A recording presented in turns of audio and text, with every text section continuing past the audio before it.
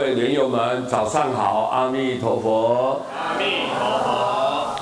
今天我们第二章呢，来给各位大家介绍我们做人的根本道理。因为做人成功成佛才会快速，才会圆满所以我们做人是一个根本我们要学佛的过程当中做人的基本这个法则了，基本的原则要把它守住。那么这样子的话呢，我们的道德没有亏损，功德才会圆满，福报才会增长福报才增长，那么很快速的达到你所要追求的这个解脱生死的一个目标了。首先呢，我们就写几句话来跟各位大家提供参考。首先，我们看到这一段话。知己利己是立身处世之要道，容他助他是人际相处之良经这句话呢，我们相信一看应该很明白。那么我们呢比较粗浅一点的解释简短的来解释。知己，我们一定要了解先自己是一个罪恶的凡夫。你记住了贪嗔痴，那个习气非常的深重，习气很深很重。尤其我们人容不了别人，我们总见不得别人好，所以我们的心性度量很狭窄。你应该了解你自己本身是属于这种类型的人。如果你没做到，你不了解自己，往往会斗高我慢会把自己觉得很了不起你是一个来历不凡觉得好像一个很高高在上这么一个人，往往这样你没有办法谦卑，很谦虚的跟人好好相处，这个就是做人失败的地方。所以我们首先应该了解自己，原来我们是一个罪恶的凡夫，我们要立即就叫约束自己，要求自己。我们自己知道是自己有这么多的习气毛病，那么我们就尽量要改变嘛，对不对？不该做的我们不要做，不该想的我们不要去想，不该说的我们不去说。那立即就是约束自己。这个如果能够这样的方式去对待呢，是立身处世之要道。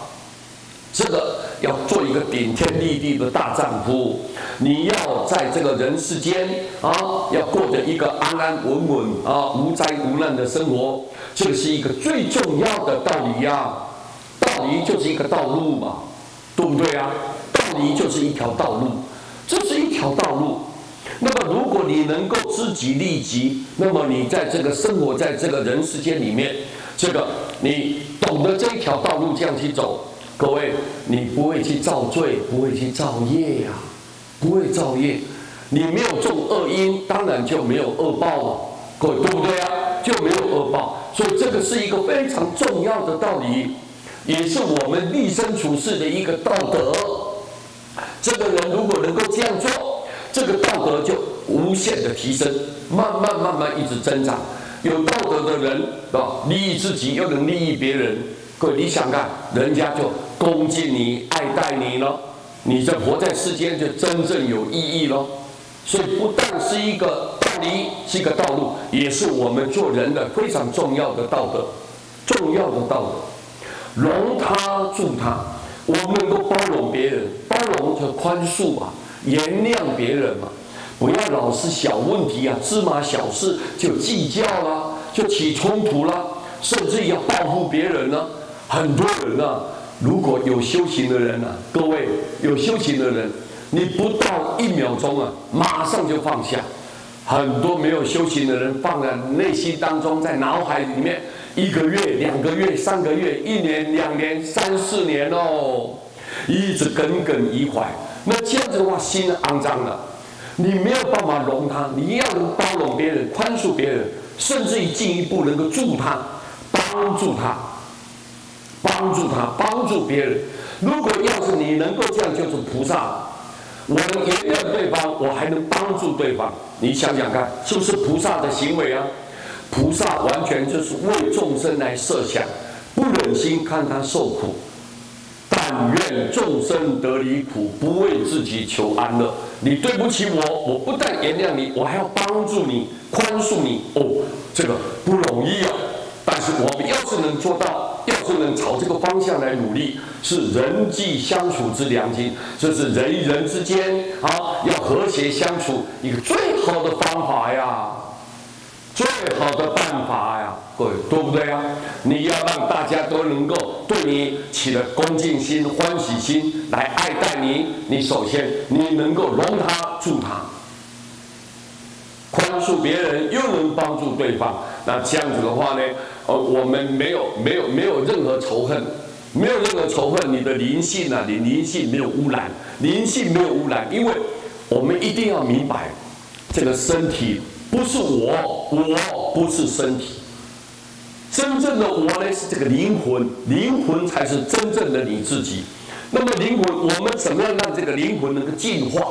灵魂能够向上提升，主要的是我们内心不要有任何这些污秽的东西、肮脏的东西、不干净的东西，我不要放它在内心深处里面，不要把它隐藏在我这个内心的这个里头，我不要让它存在。那么，如果让你的灵性能够升华，灵性如果一旦亮丽光明呢，你绝对感召的光明的灵魂就到光明的地方。这是自然的，是你自己做的，你自己得的，各位对不对啊？所以各位，那么为了让你自己能够成就，你能够不要跟众生结怨，不要结怨，要怎么样？要容他、助他，能包容他、宽恕他，也要帮助他。那这样，我们人与人之间一片的和谐，社会也祥和了，国家就太平了，对不对啊？今天很简单的这个话呢，给各位大家互相我们做生活的这种应该遵循的法则了，也是我们做人的根本应该遵守的道德了。道德，如果你能够做得到，那么往后呢，你做人成功成佛就快速圆满。祝福大家哈，阿弥陀佛。